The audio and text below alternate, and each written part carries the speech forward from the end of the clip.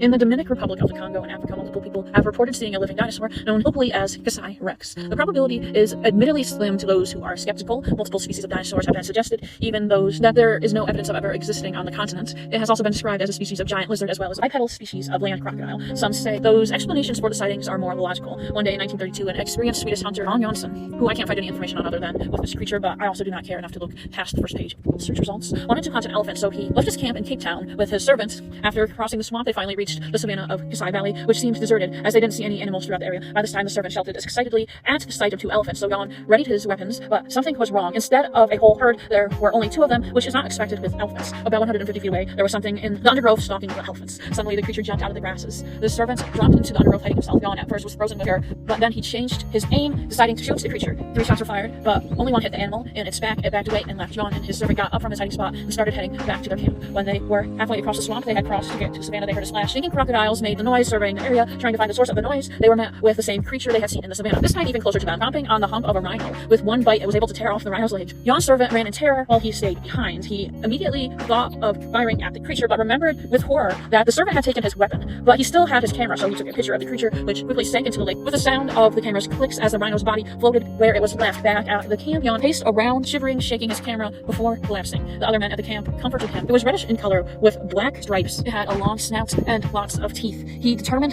that the creature was a Tyrannosaurus, which has no records of ever existing in Africa. He said that the legs were thick. It reminded me of a lion built for speed. In early 1933, a group of 5 hunters, including a recognized ivory trafficker, went to the Kasai Valley to hunt the Kasai Rex, which they thought Jan had confused with a giant crocodile, which they wanted to sell the skin of. They entered the Kasai Valley and passed through the same swamp that Jan had been in the previous year. One of the hunters got scared when he saw a reddish tail sinking into the lake. They mistook it for an anaconda until the atmosphere became tense. They readied their weapons, but were surprised by a wave of water splashing them from their left.